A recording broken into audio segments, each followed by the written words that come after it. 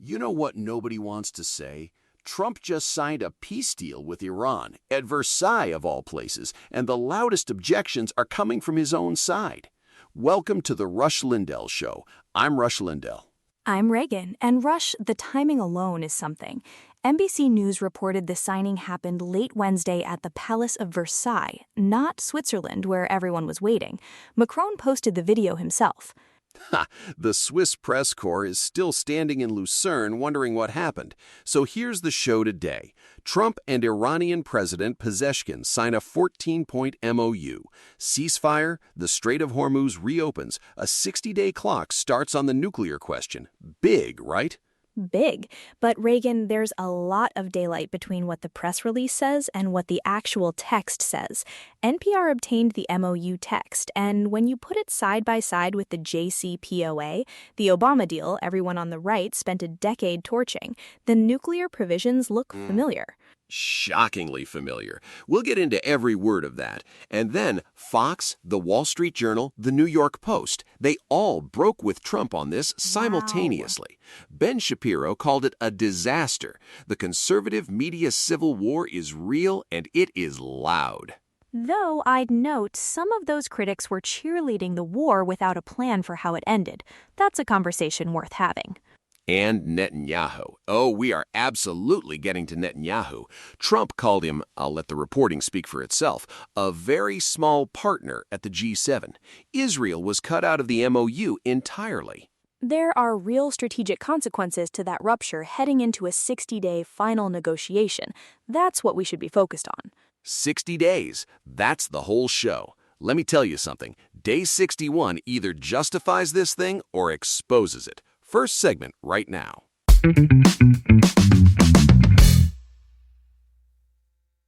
One, two, three. Speaker 1, action port side, please. Before we dive in, quick reminder, we love hearing from you. If you have questions or topics you'd like us to cover, head to the link in the description and submit your question. We read every single one.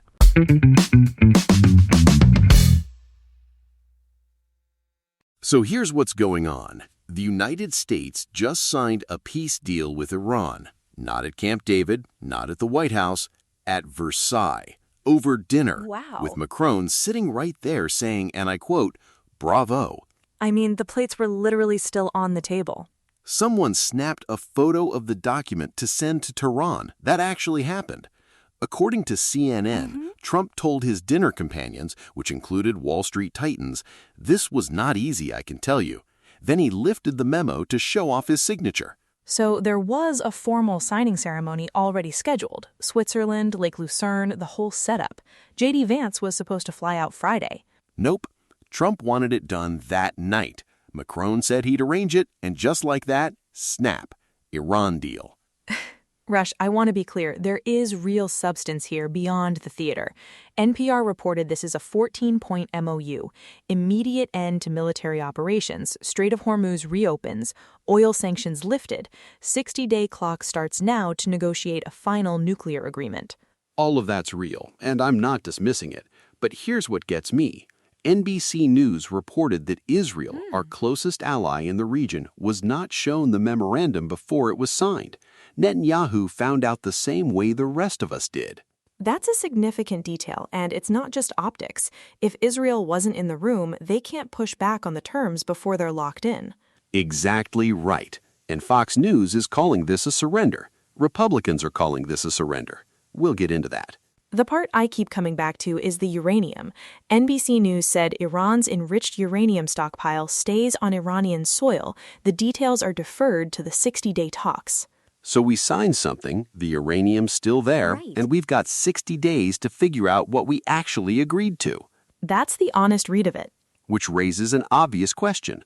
What exactly are those 14 points, and does the fine print hold up?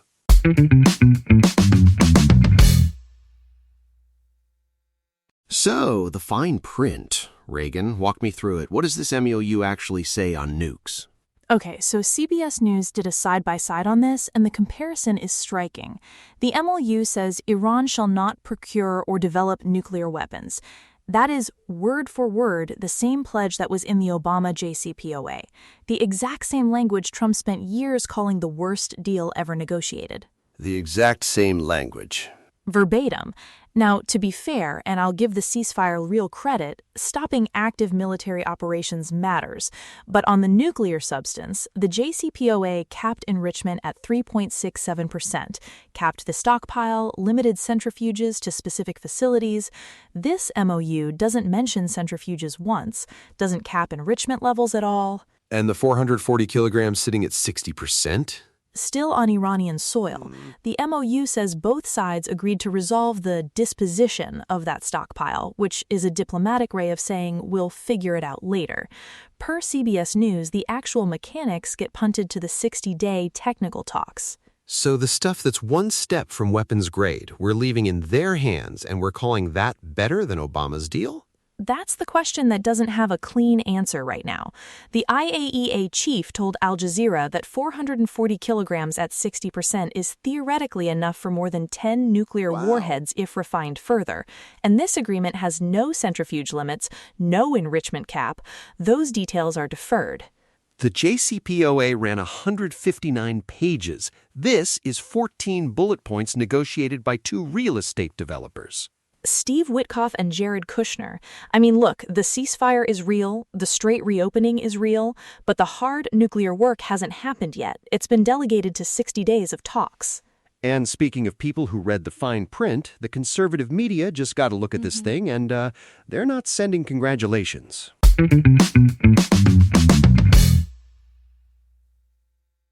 So while Reagan was dissecting the nuclear fine print, the right-wing media machine lit up, and I mean all of it simultaneously. The Murdoch trifecta? The Murdoch trifecta.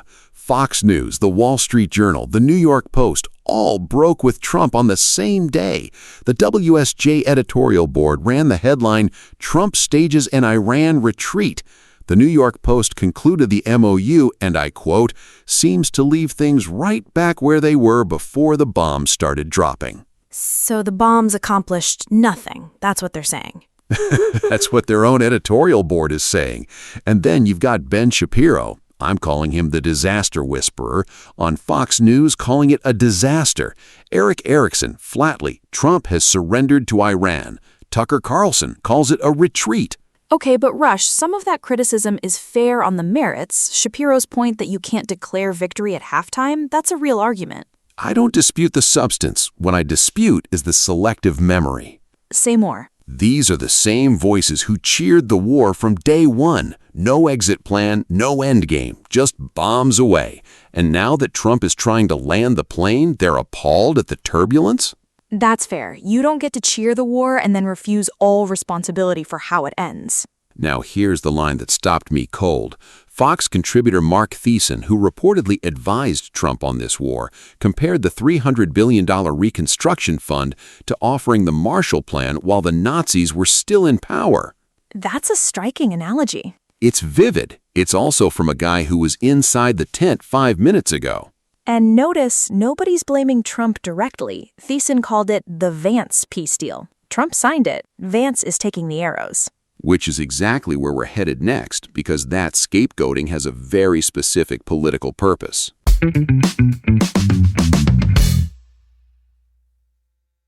So Kilmeade, Brian Kilmeade on Fox and Friends, I need to translate this for you. Oh, please, go ahead. He goes on air and says, and I'm pulling this exact quote, maybe Vance wasn't the right person to bring this conflict to an end. That's the whole operation right there. 11 words. The man did it in 11 words. 11 words. Not a single one of them says Trump. The deal is bad, but somehow the guy who signed it is blameless. And then Kilmeade adds, this is Vance's deal. It's not the president's deal. Rush, Trump literally flew to Versailles and signed it at dinner. With Macron saying bravo. But go off, Brian.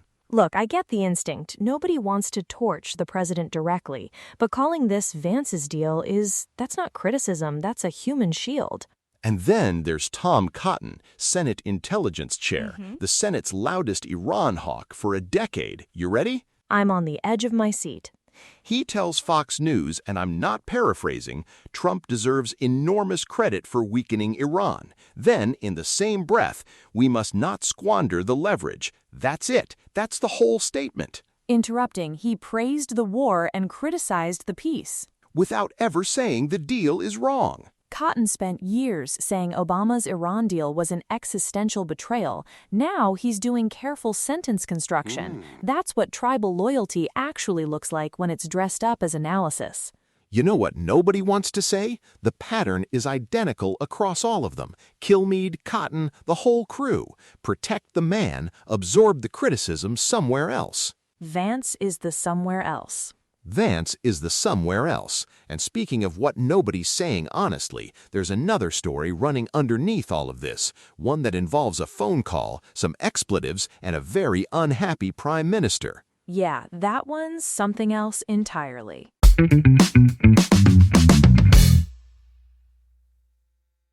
Now, the Bibi blow-up. Axios reported it, Trump confirmed it. He called Netanyahu, on the record, quote, fucking crazy. An expletive-laden call after Netanyahu ordered Beirut strikes 1 hour before the MOU signing. 1 hour. And Trump didn't walk it back. He told Axios, why did Bibi have to do a fucking attack? He has no fucking judgment. PBS confirmed he acknowledged the call publicly. A little bit perturbed, he said. Yeah, a little bit. The diplomatic version. But Reagan, the MOU text part, that's almost worse.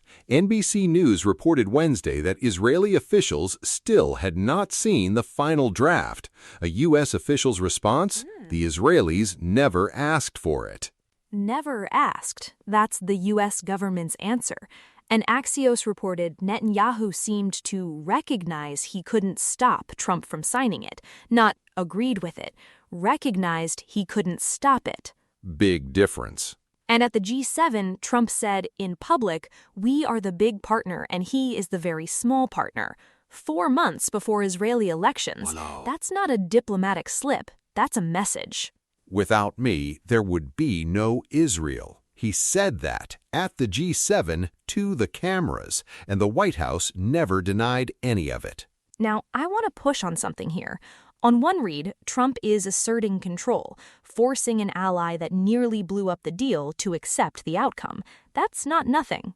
I hear you, and I'll be honest, I'm not sure he's right to do it. Bibi ordered a strike on Beirut 1 hour before the signing. That's on him.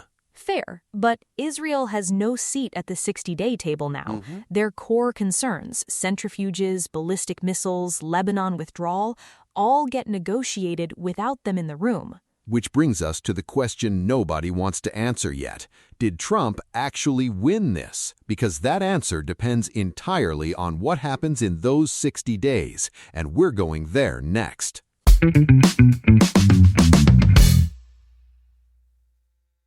So the real question, did Trump win or not? I've been sitting with this all week, and I'll give you my honest answer. Same. Go. The case for Trump is real. Iran lost Common A, lost most of its IRGC command structure, and came to the table in 100 days. 13 American lives. The Pentagon puts the direct military cost around $40 billion per CNN and CSIS. That is a price. But the Strait is open, and no president has ever gotten Iran's signature on anything this fast. All of that's true, and I don't dismiss it, but here's what I can't get past. Iran gets immediate oil sanctions waivers, dollar-denominated trade for the first time in 4 decades, and keeps every centrifuge running. The Foundation for Defense of Democracies flagged it bluntly. Washington is trading away its most durable economic lever before the hard part of the negotiation has even started. That's the thing that keeps me up. Because the MOU didn't cap enrichment, didn't touch the ballistic missile program. Iran's missile program and support for allied groups are explicitly off the agenda in these 60-day talks, according to Iranian state media reports. Wow. So what exactly did the war establish? Directly, it established that Iran can be hurt. It did not establish that Iran can be stopped. Those are different things. Yeah. And look, I think the MOU buys time. That's the honest conservative verdict. Not victory, time. Rush, I'll push back on that framing slightly, because buying time only matters if you use it. If 60 days from now enrichment is still unresolved and the centrifuges are still spinning, what was the strategic purpose of the war? That's a question I don't have a clean answer to, and I don't think the White House does either. Neither do I, and that discomfort is where honest conservatism has to live right now. The 60-day clock is already running. We'll find out what this actually was, a turning point or an expensive pause. That answer's coming fast.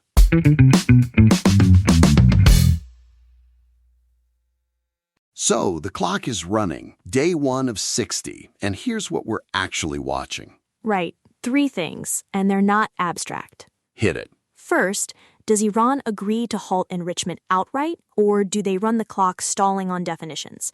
The Hill reported this week it took Obama 20 months to nail down the JCPOA.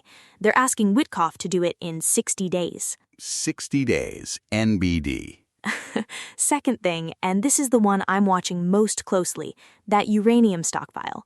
The MOU language, as PBS laid it out verbatim, says the minimum is downblending on-site under IAEA supervision. Minimum. That word is doing a lot of work. Because downblending on Iranian soil is not the same as removal. Not even close, and Khamenei already issued a directive prohibiting the stockpile from leaving the country. Al Jazeera reported that. So the floor of this deal may also be the ceiling. And the third thing is Lebanon. Iran says the deal requires Israel to withdraw. Israel has no seat at these talks. That's a collision waiting to happen. Which brings us back to Netanyahu. He can't stop the final deal. He showed that at Versailles. But he can make 60 days feel like 600. Here's the verdict I keep landing on. The standard for judging this isn't the press conference. It's what Iran's nuclear program looks like on day 61. Exactly. Not what Trump said at the G7, not what Pezeshkian signed in Tehran, what the IAEA can actually verify when the clock expires. And if the answer is enrichment continuing, stockpiles still sitting on Iranian soil, and Lebanon still contested, then the MOU didn't end the war, it paused it. That's the 60-day question nobody wants to answer yet. Stay with us. We'll be tracking every one of those benchmarks as they hit.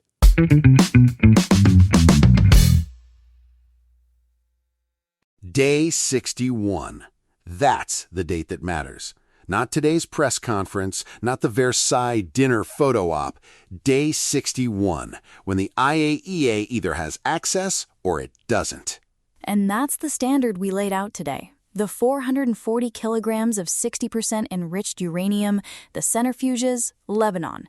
Those 3 things will tell you everything. Watch what's verifiable, not what's declared. Bravo, Macron. Bravo. Look, this deal either delivers on day 61 or the critics were right all along. No middle ground. No middle ground. And that debate, inside conservative media, between allies, around the Netanyahu rupture, that's not going away in 60 days either. This was a big one. Thanks for spending the hour with us. Really glad you were here. If today's show made you think, subscribe, leave a 5-star review, and tell somebody who needs to hear it. New episodes every weekday. We'll see you tomorrow, right here.